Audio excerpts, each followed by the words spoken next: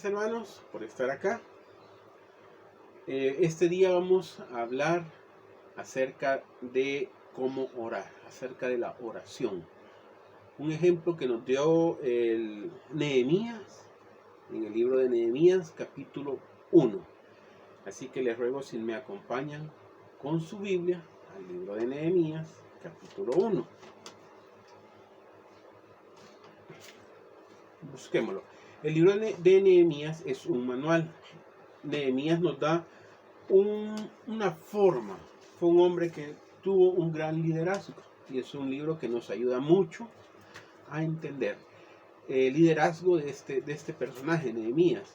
Y no solo el liderazgo, sino que también la manera de orarle a nuestro Señor, de pedirle a nuestro Señor sabiduría, entendimiento, a pesar de las situaciones que estemos viviendo. Fue un líder que estuvo en Susa, estuvo bajo el gobierno del imperio medo-persa, y él era el copero. Nehemías era el copero del rey. Copero era una posición bastante privilegiada en esa época. Era alguien que vivía en el castillo con el rey. No solo vivía con el rey, comía con el rey todos los tiempos. Era el encargado, la función principal era de probar toda la comida que llegaba al rey. Ese era Nehemías. Él vivía una situación de bastante privilegio y una buena relación con el rey de la época. Entonces él demostró un liderazgo era una persona que no olvidó, a pesar de su posición, que había ascendido a estar a la par del rey, de ser un confidente del rey, no olvidó sus orígenes, ni olvidó su pueblo, que era Israel. A pesar de que él estaba en una situación de privilegio, viviendo en el rey, comiendo con el rey, conviviendo con el rey, él no olvidó su pueblo, ni a toda su familia. Leamos Nehemías. Vamos a Nehemías capítulo 1. Leamos del 1 al 4. Vamos a ver cómo Nehemías enfrenta las situaciones difíciles de la vida. Dice versículo 1.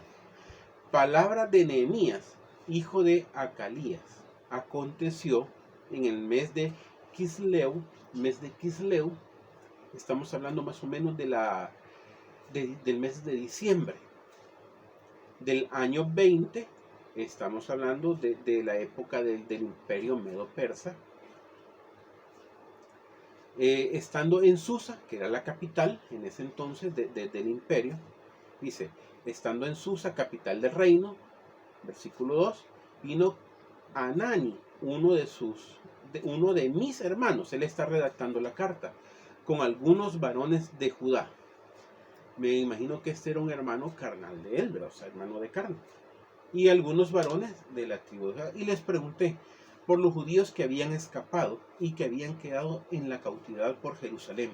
Y me dijeron, el remanente de los que quedaron de la cautividad allí en la provincia están en gran mal y afrenta, y el muro de Jerusalén derribado, y sus puertas quemadas a fuego. Versículo 4. Cuando oí estas palabras, me senté y oré, e hice duelo por algunos días, y ayuné y oré delante de Dios. Aquí podemos ver que Nehemías le preguntó a su hermano. Nehemías estaba en el palacio del rey. Él vivía con todas las comodidades que se podía vivir en ese tiempo, con todos los lujos. Pero él siempre se acordaba de su pueblo, de su hermano, y preguntó por las necesidades. Nosotros estamos viviendo un tiempo difícil en nuestra tierra, en el mundo entero. Y pueda que nosotros tal vez estemos en un lugar de privilegio que Dios nos tiene con cuidado. No olvidemos a nuestros hermanos que puedan estar pasando dificultades. ¿Qué hizo Nehemías? Él preguntó cómo estaban sus hermanos. ¿Y qué le dijeron? Dice en el versículo 3, y me dijeron, el remanente de los que quedaron de la cautividad, los que no se fueron cautivos, sino que los que quedaron, y de Jerusalén, están en gran mal y afrenta. ¿Qué les dijo? Que estaban fregados, y están pasando una situación de dificultad, de calamidad. ¿Cómo estaba su pueblo? En gran mal y en gran afrenta. Como de nuestro pueblo, del mundo, está pasando gran mal, gran afrenta, pérdidas materiales, no solo pérdidas materiales, pérdidas familiares. Estuve viendo en las noticias que qué feo están viviendo muchos países del mundo esta situación, que es una situación de calamidad. Aquí en el país, si alguien está pasando por la enfermedad del coronavirus y sale de su casa, 1 de cada 10 no va a regresar y ya no va a tener la oportunidad ni siquiera de despedirse, porque directamente lo van y lo sepultan por la enfermedad infecciosa esta. Entonces debemos de cuidarnos, debemos de cuidar a cada uno de nuestra familia, sus hijos, porque uno de la familia puede salir y si lleva el virus a su casa y le toca contaminar a su familia, recuerde que 1 de cada 10 no va a regresar. Y si usted o si yo fuera, imagínense que yo fuera el contaminado, yo tendría que salir de mi casa, despedirme, y si Dios no quiere o ya es mi tiempo, ya no regresaría, no volvería a ver a mi casa, ni ellos me volverían a ver, porque directamente los sepultan por el grado de infección que es esto. Entonces, cuidemos a nuestras familias, nuestros adultos mayores, para no tener que pasar por momentos difíciles. Debemos de actuar con sabiduría. Y como hizo Nehemías, pedir por todos nuestros hermanos y ayudarle, como leímos en el proverbio, el que da al pobre, a Dios presta, y Él pagará. Si tenemos la posibilidad, hay muchas personas que están viviendo dificultades. Ya hay productos que es difícil encontrar, y también el poder adquisitivo se ha reducido. Entonces en estos tiempos tenemos que estar unidos, y si tenemos la posibilidad, pues no olvidarnos de nuestros hermanos. Este día quería ver qué hizo Nehemías en ese momento de dificultad. Dice, el primer punto dice, ¿qué es lo primero que tenemos que hacer cuando estamos en necesidad? Lo vemos en el versículo 4. Lo primero que tenemos que hacer es buscar a Dios. ¿Cómo lo buscamos? Como Nehemías nos da un ejemplo en el versículo 4, dice, y ayuné, y oré delante del Dios de los cielos. Lo primero que hizo Nehemías es buscar a Dios. En este tiempo, lo primero que tenemos que buscar es a nuestro Señor. ¿Y cómo lo buscamos? A través de la oración. Ese es el método que Él nos ha dejado. Orar, ayunar, buscar de su presencia, buscar a Dios. Este es el momento que estemos unidos como pueblo, como cristianos, en oración, para que Dios vea nuestro corazón y tenga misericordia de nosotros. Eso es lo primero, buscarlo a Él. Como hizo Nehemías, ¿qué hizo? Buscarlo en oración. Preguntó por su pueblo. Vio que su pueblo estaba pasando calamidad, sufrimiento, peligro. Y él estaba sujeto a la decisión del rey. Pero él estaba a la par de un rey que estaba en Susa, la capital del imperio medo-persa. Él estaba en la capital del mundo de la época. Nehemías estaba a la par del rey. El hombre en su tiempo era el más poderoso. Pero no recurrió al hombre, no recurrió al rey. Estando a la par, teniendo contacto día a día con él. No, buscó a Dios. ¿Cómo lo buscó? En oración. Nosotros tenemos el privilegio de poder orar y buscarlo a Él. Buscarlo a Él en oración. Cada mañana, un devocional. Hacer un altar familiar. ¿Cuántos de nosotros continuamos con el altar familiar? Y nos deja un modelo de oración Nehemías. En el versículo 5 al 7. Ya lo vamos a leer. Nos deja un modelo de oración. Como Él buscó a nuestro Dios. ¿No? Como Él entró a la presencia del Señor en oración pidiéndola. Si usted lo leemos, versículos 5 al 7. Y dije, dice, está orando Nehemías, te ruego, oh Jehová, Dios de los cielos, fuerte, grande y temible, que guarda el pacto y la misericordia a los que le aman y guardan sus mandamientos. Versículo 6. Esté ahora atento tu oído y abierto tus ojos para oír la oración de tu siervo, que hago ahora delante de ti, día y noche, por los hijos de Israel, tus siervos, y confieso los pecados de los hijos de Israel, que hemos cometido contra ti, sí, yo y la casa de mi padre hemos pecado. Versículo 7. En extremo nos hemos corrompido contra ti y no hemos guardado tus mandamientos, estatutos y preceptos que tú diste a Moisés, tu siervo. Wow. En este momento Nehemías estaba exponiendo a Dios, buscando de Él su misericordia.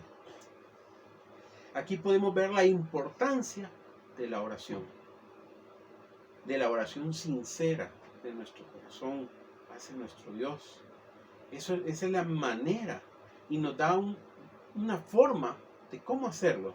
Dice primero en el versículo 5, te ruego, oh Jehová, Dios de los cielos, fuerte, grande y temible. Tenemos que reconocer la grandeza de Dios. Como vimos hace unos martes, tenemos que tener temor de Dios. Temor no es miedo, sino que es respeto, según el diccionario bíblico. Tenemos que tener respeto a Dios. Respeto que Él nos conoce, a Él no le vamos a mentir, Él está 24/7, 24 horas, 7 días a la semana con nosotros. A Él no lo vamos a engañar. A Él no le podemos mentir. Podemos mentirle a nuestra pareja, podemos mentirle a nuestros hijos, a nuestros jefes, a todo. A Dios no. Y tenemos que reconocer ante Él que Él es el Dios de los cielos, fuerte, grande y temible. Tenemos que tratarlo con respeto. Sigue el versículo 5, dice, que guarda el pacto. Reconocer que Dios es fiel para cumplir todo lo que nos ha prometido. Él no nos va a fallar. Él es fiel. Dice que guarda el pacto. Dice, sigamos adelante, dice, y la misericordia a los que le aman y guardan sus mandamientos. Debemos reconocer que Dios es fiel a su propia naturaleza. Él no miente. Ni nosotros le podemos mentir, no le podemos engañar. Podemos engañarle a cualquier persona. Podemos cometer cualquier acto indebido. Pero a Dios no le vamos a engañar. Hay que pedirle a Dios que esté atento a su oído y ha abierto sus ojos para escuchar nuestras oraciones, reconociendo que Dios es fiel a su promesa, como dice ahí el versículo 6. Esté ahora atento tu oído y abierto tus ojos para oír la oración de tu siervo. Tenemos que pedirle con fe, estar pidiéndole con humildad a nuestro Señor, que oiga la oración de sus siervos, ante cualquier necesidad, ante cualquier apuro. Podemos estar sufriendo muchas dificultades y apuros en nuestra vida, pero Dios es fiel. Dios no nos va a dejar. Dios está con nosotros para cuidarnos y apoyarnos. Y este es un modelo de oración que nos deja Nehemías, que él hizo para interceder por sus hermanos. No se olvidó que a pesar que él fácilmente llegó a su hermano y le ha dicho: no te preocupes, quédate conmigo en el palacio. Aquí tenemos todo lo que necesitamos, aquí no te va a hacer falta nada, yo estoy a la par del rey. Y olvidarse de su pueblo. Si él fuera una persona egoísta, no se hubiera preocupado. Se hubiera preocupado por cubrir sus necesidades. ¿Cuántos de nosotros nos preocupamos por nuestras necesidades nada más? Y olvidamos las necesidades de nuestros hermanos, de nuestra iglesia. Más en tiempos de dificultad. Cualquiera fácilmente podría buscar salvarse a él mismo. Nehemías estaba a la par del hombre más poderoso del mundo en ese momento. No le hacía falta nada. Vivía con privilegios en un palacio. Lo llegaba a visitar su hermano, se podía quedar con él y no les iba a hacer falta nada. Pero en ese momento Nehemías se acordó de su pueblo y empezó a interceder, no ante el hombre, ante Dios. No olvidó su pueblo, no olvidó a sus hermanos.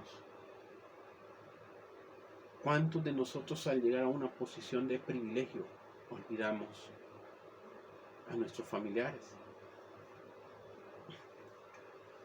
Olvidamos de dónde venimos, solo porque Dios nos ha bendecido, porque no tomamos el ejemplo de Nehemías y cambiar de vida. Nehemías hizo un cambio en su vida y no recurrió al rey, no. Nehemías recurrió a Dios pidiendo por los hijos. Dice en el versículo 6, dice más adelantito: ¿qué hago ahora delante de ti día y noche? Por los hijos de Israel, tus siervos. No se olvidó, reconoció a sus hermanos y reconocía que Dios responde a las oraciones. Él pedía, dice: ¿qué hago de ti de día y de noche? Estaba orándole al Señor.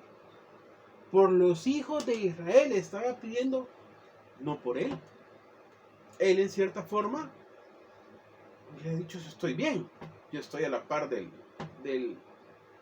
estoy en Susa, la capital del reino más poderoso de la época, y estoy a la par del rey. En ese momento era el hombre más poderoso del mundo en su tiempo.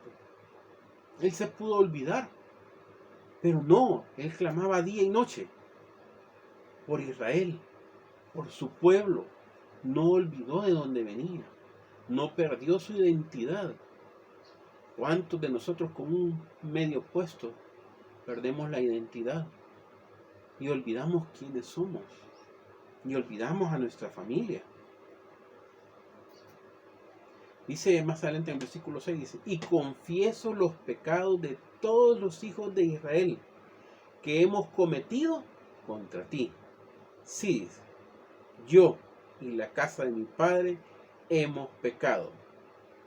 Confesar los pecados de su pueblo, de Israel, por los cuales habían llegado a ese extremo de haber sido llevados cautivos, y sus propios pecados. Él reconocía que como todos los hombres, todos pecamos, todos cometemos errores, todos. No hay ni una sola persona en esta vida que no cometa errores. Y ante Dios lo que Él hizo, reconocer los pecados que cometieron como pueblo, como nación, los pecados personales y los pecados de su familia. Dice, y confieso todos los pecados de los hijos de Israel que hemos cometido contra ti. Sí, dice, yo y la casa de mi padre hemos pecado. Primero es confesar los errores. Dios es bueno y fiel para comprendernos y saber que Él nos puede perdonar a todos los que lo buscamos y los que creemos en su nombre. Él nos perdona. No actuar con soberbia. ¿Cómo debe ser nuestra actitud ante el pecado? Debemos confesarnos todos los pecados, de confesárselos a Él, decirle, Señor, he cometido este error, sea que cual sea, recordando que a Él no le vamos a mentir.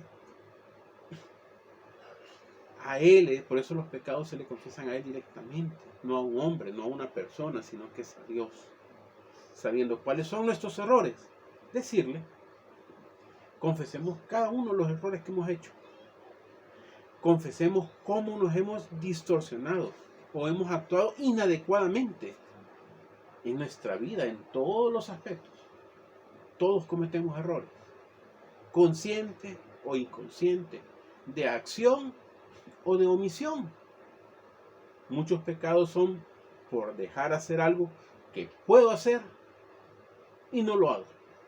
O digo, lo hago mañana o lo hago otro día. Cuando podemos ayudar a un hermano que tiene necesidad y en este momento puedo y no lo hago. ¿Sí? Estamos haciendo un pecado por no hacerlo. Debemos de confesarle a Dios todos nuestros pecados. Debemos examinar nuestra actitud, como hizo Nehemías, ante el pecado. Nehemías examina la actitud en que va en contra de lo que Dios dice. Leemos en Nehemías del versículo 8 y 10. Dice, versículo 8. Acuérdate ahora de la palabra que diste a Moisés tu siervo, diciendo, si vosotros pecares, yo os dispersaré por los pueblos. Pero si volvéis a mí y guardares mis mandamientos y pusieres por obra, aunque vuestra dispersión fuera hasta el extremo de los cielos, de ahí os recogeré y os traeré al lugar que escogí para hacer habitar allí mi nombre. Ellos pues son tus siervos, tu pueblo, los cuales redimiste con gran poder y con tu mano poderosa. El plan divino incluía el pecado, el castigo. No iba a quedar impune Israel por su pecado. Por eso fueron llevados a la dispersión. Pero dice también que, leámoslo de nuevo. Acuérdate ahora de la palabra que diste a Moisés tu siervo, diciendo, si vosotros pecareis y os dispersare por los pueblos. O sea, Israel estaba sufriendo un castigo que era la dispersión. Habían sido llevados cautivos, primero por Babilonia, después pasaron al imperio. Babilonia fue conquistada por los medo-persas y ahí estaba Nehemías. Por culpa de los errores cometidos por todos, dice. Y él los confesó, dice. Pero si volvéis a mí y guardareis mis mandamientos, a pesar de estar siendo castigados, si uno vuelve a Dios y los pusieres por obra, aunque vuestra dispersión fuere hasta el extremo de los cielos, dice, de ahí os recogeré y os traeré al lugar que escogí para hacer habitar ahí mi nombre. Ellos pues son tus siervos y tu pueblo, los cuales redimiste con tu gran poder y tu mano poderosa. El plan divino incluye la reconciliación para el pueblo de Israel. Dios no los ha olvidado. Sí estaban pagando, pero Dios no. Lo que Dios promete, Él lo va a cumplir. Dios le prometió a Israel algo grande. Y dice que si volvían a Él y guardaran sus mandamientos y los pusieran por obra, Él los iba a recoger del extremo de la tierra, de donde estuvieran. De ahí los iba a llamar, los iba a reunir y los iba a llevar. Y esa era la promesa que Nehemías le pedía al Señor, que no se olvidara. Y esa promesa se cumplió cuando Israel estaba ya reunido nuevamente, a pesar de que fue disperso por todo el mundo. Hoy Israel ya es una nación. Desde el 14 de mayo de 1948 ya Israel ya está otra vez en Jerusalén. Pero esta provisión divina aplica a todos nosotros, a los gentiles. Como dice en Corintios, si nos vamos al libro de Corintios, primera carta de Corintios, capítulo 5, si nos acompaña, segunda de Corintios, capítulo 5, versículo 17 y 20. Esta es la manera como los gentiles debemos de buscar a nuestro Dios, dice. De modo que si alguno está en Cristo, nueva criatura es. Las cosas pasadas y todas son hechas nuevas. Versículo 18. Por esto y todo esto proviene de Dios, quien nos reconcilió consigo mismo por Cristo y nos dio el ministerio de la reconciliación. Que si Dios estaba en Cristo reconciliado consiguió al mundo, no tomándoles en cuenta a los hombres sus pecados, y los encargó a nosotros la palabra de la reconciliación.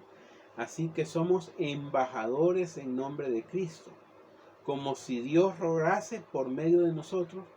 Os rogamos en el nombre de Cristo, reconciliaos con Dios. Al que no conoció pecado, por nosotros lo hizo pecado, para que fuésemos hechos justicia de Dios en él. Amén. Esta es la actitud. Nosotros somos reconciliados, dice, por medio de Cristo. Él pagó todos nuestros pecados, todos nuestros errores. Él nos va a perdonar, ya nos perdonó. Y ya tenemos el privilegio de ser llamados hijos de Dios. Ahora examinemos nuestra actitud hacia las peticiones que nosotros le hacemos. ¿Cuál es tu actitud? ¿Cuál es tu actitud ante las peticiones que le haces a Dios? ¿Arrogancia, soberbia, prepotencia o con humildad? Veámoslo cómo lo hizo Nehemías. Siempre regresemos a Nehemías, capítulo 1, versículo 11. Dice: te ruego, oh Jehová, esté ahora atento tu oído a la oración de tu siervo y a la oración de tus siervos, quienes desean reverenciar tu nombre. Conoce ahora buen éxito a tu siervo y dale gracia delante de aquel varón, porque yo servía de copero del rey. ¿Qué le está pidiendo? Que le diera gracia. ¿Ante quién? Ante el rey, para que le concediera todas sus peticiones. Dice, nuestras peticiones deben estar basadas en nuestra relación familiar con Dios. ¿Cómo buscamos a Dios? Ahí tiene que basarse tu petición. Tiene que basarse en el respeto que tenemos ante Dios, ante las necesidades, ante Dios. ¿Cómo respetas tú a Dios? ¿Le quieres engañar? ¿O sabes que a Él no le puedes engañar? Si tratas de engañarlo, estás haciendo una falta de respeto a Dios. ¿Cuál es tu reverencia ante Él? Recuerda que tienes que buscarlo con respeto, con reverencia. Las peticiones debemos de pedirlas de una forma correcta ante Él, para poder hacer la voluntad de Él. También podemos ver en Lucas, capítulo 11, versículos del 1 al 4, cómo Jesús les enseñó a sus discípulos a orar. Cómo era la forma de buscarlo.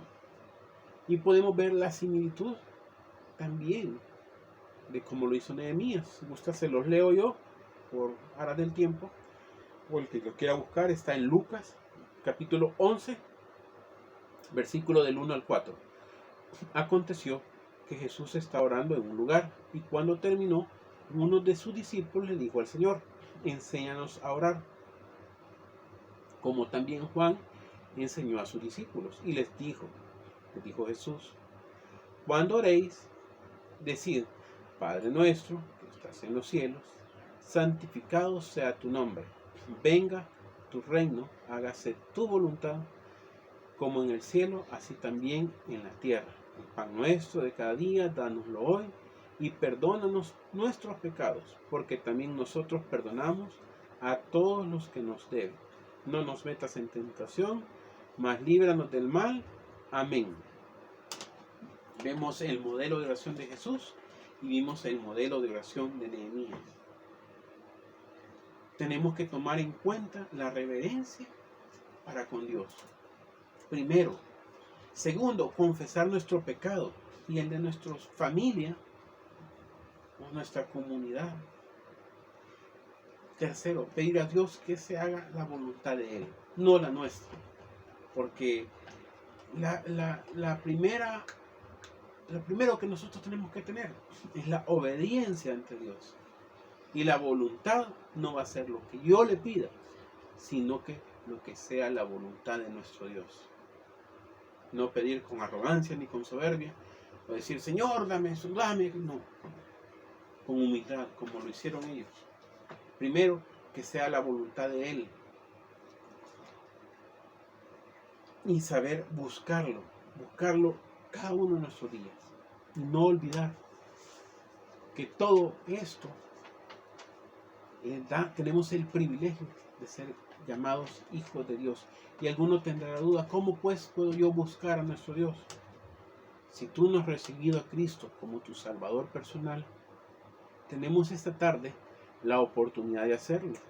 Como dice Romanos 19, dice que si confesares con tu boca que Jesús es el Señor y creyeres en tu corazón que Dios le levantó de los muertos, serás salvo. Ahí te dan los dos requisitos que te pide: creer en tu corazón y confesarlo públicamente. En 1 Corintios 15:4 dice que fue sepultado y que resucitó al tercer día, conforme a las Escrituras. Y podemos leer también Romanos 5:8, dice: mas Dios muestra su amor para con nosotros, que aun siendo pecadores, Cristo murió por nosotros. Él murió por nuestros pecados, pagó por cada uno de ellos. Y vimos los dos modelos de oración. Vimos el modelo de Nehemías y vimos rápidamente el modelo de nuestro Señor Jesucristo. Le enseñó a sus discípulos. No va a ser con arrogancia, sino que con humildad. Los dos requisitos que el Señor nos pide en Romanos 19 es creerlo en tu corazón y confesarlo con tu boca. Si ya lo crees en tu corazón y quieres cumplir el segundo requisito que el Señor nos da, que es confesarlo con tu boca, repite conmigo esta oración. Cierra tus ojos, inclina tu rostro y repite: Señor Jesús, yo te recibo hoy como mi único y suficiente Salvador personal. Creo que eres Dios, que moriste en la cruz por mis pecados y que resucitaste al tercer día. Me arrepiento, soy pecador, perdóname, Señor. Gracias doy al Padre por enviar al Hijo a morir en mi lugar. Gracias, Jesús, por salvar mi alma hoy. En el nombre de nuestro Señor Jesucristo. Amén y amén. Si repetiste esta oración, confesándolo en voz alta públicamente, y lo crees en tu corazón, te damos la bienvenida al ser parte de la familia de Dios. Gracias por cada uno de ellos. Te pedimos que busques donde congregarte, donde se predique la sana doctrina. Y si estás cerca, pues te invitamos a nuestra iglesia, el Tabernáculo Bíblico La Trinidad, aquí en Ayutuxtepeque, San Salvador, El Salvador. Y a todos los hermanos, si pueden compartir este mensaje, darle like y compartirlo para poder llegar a muchas más personas necesitadas. Gracias, Señor. En nombre de Cristo Jesús. Amén. Dios les bendiga, hermanos.